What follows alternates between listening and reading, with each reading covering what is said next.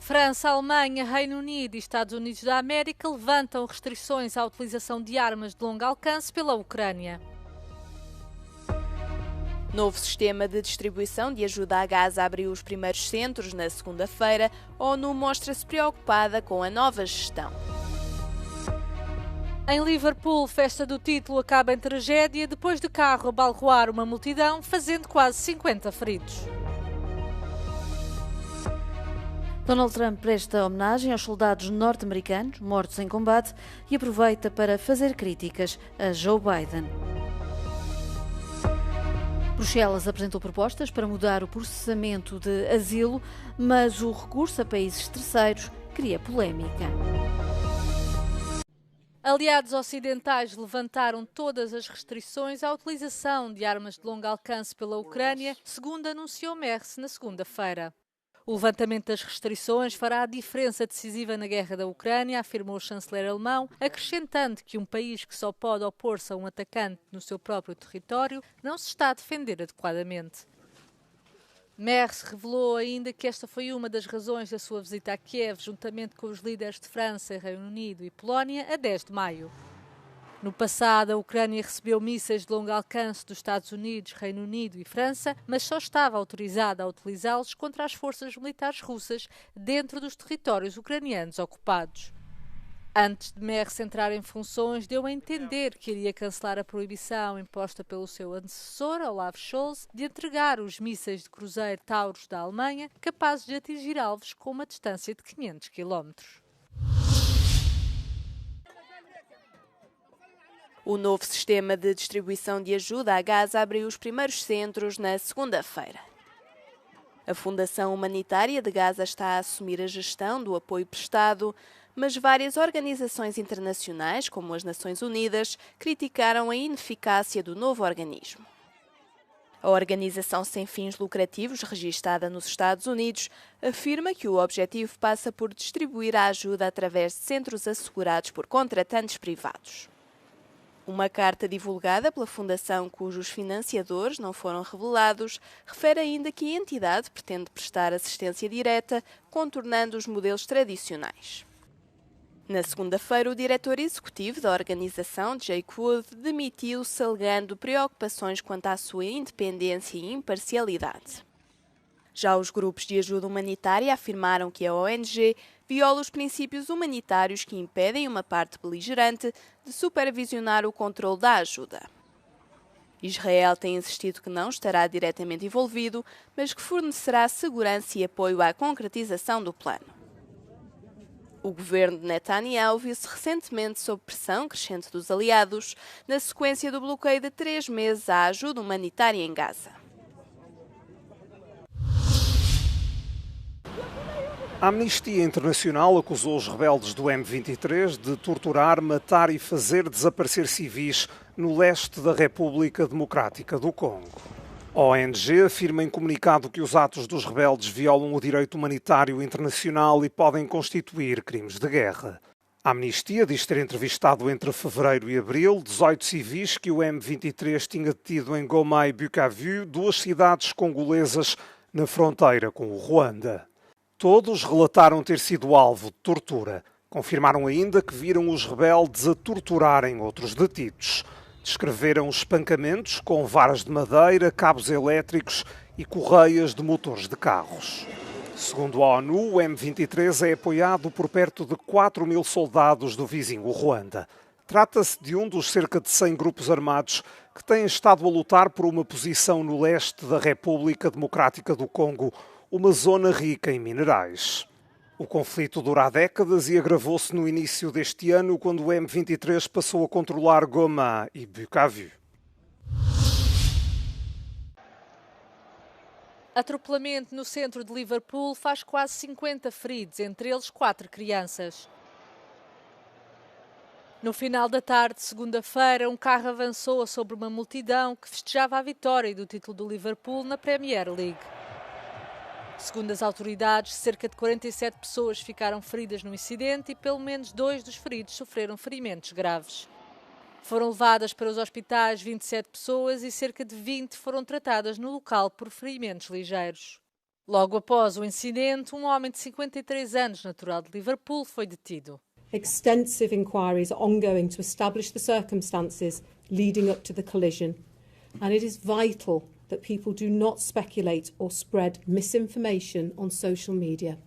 What I can tell you is that we believe this to be an isolated incident, and we are not currently looking for anyone else in relation to it.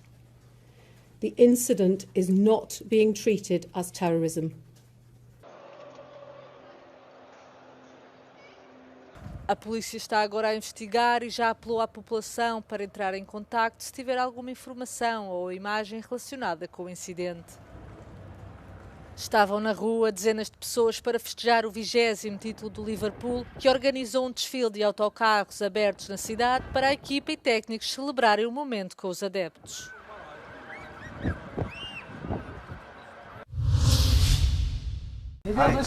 Geert Wilders volta a fazer a ameaça. O líder do Partido pela Liberdade, de extrema-direita, diz que pode abandonar a coligação do governo dos Países Baixos. Isto se o Executivo não aplicar uma política de imigração mais dura.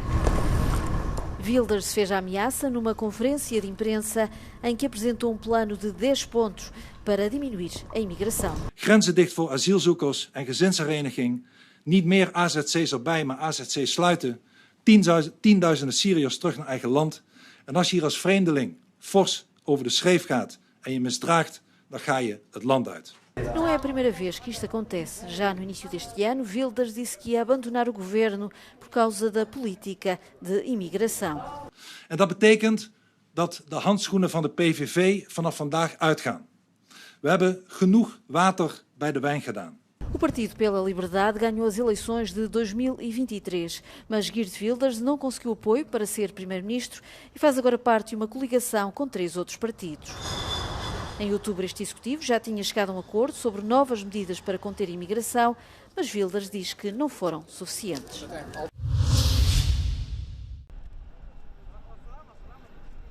A União Europeia está a tentar transferir o tratamento e a responsabilidade dos processos de asilo para fora das fronteiras. Neste momento, a Comissão está a trabalhar em 2 planos. Primeiro, em abril, a Comissão fez uma lista de países de origem seguros. O objetivo era acelerar o tratamento dos pedidos de asilo dos nacionais desses países para que pudessem ser repatriados mais rapidamente. A lista inclui candidatos à União Europeia e 7 outros países. Até que, a semana passada, a Comissão Europeia propôs um outro conceito, países terceiros seguros.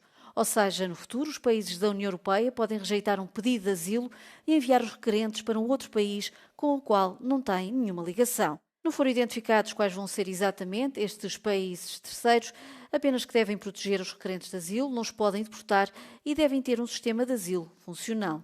Well, the aim of both proposals is indeed to improve both the processing of asylum claims when they can be seen as manifestly unfounded for various reasons, and at the same time make sure that those who do not have a right to stay within the European Union but are already in the European Union are effectively returned. And so both share the aim of making the procedures, both asylum and return, more efficient, more effective, but of course also more implementable for the member states so that we can kind of bring back order and humanity to the common European asylum and migration policies.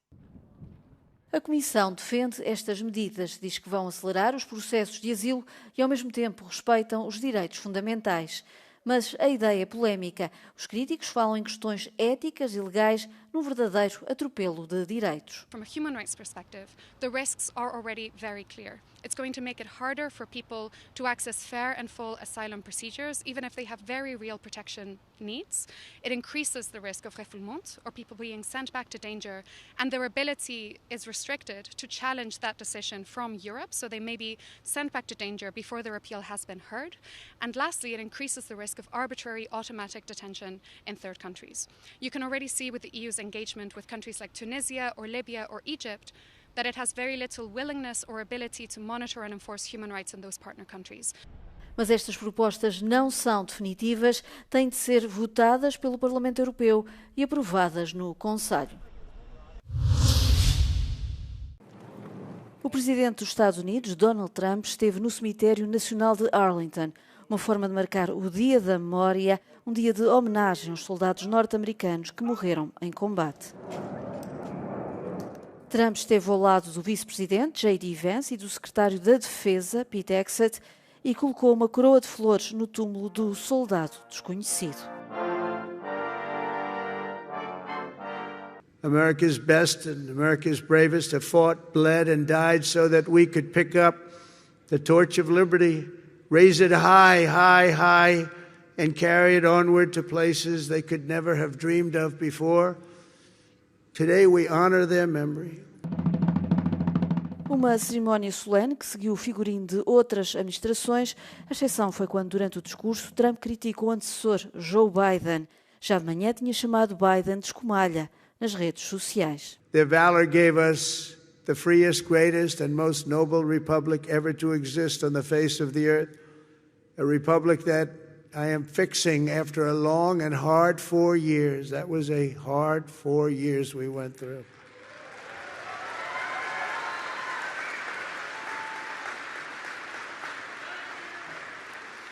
Who would let that happen? People pouring through our borders unchecked. Também a Presidente do Parlamento Europeu esteve no cemitério de Arlington. Mais tarde, no X, Roberta Metsola disse que era dia de honrar os heróis caídos, cujo sacrifício significou a paz e a liberdade na Europa.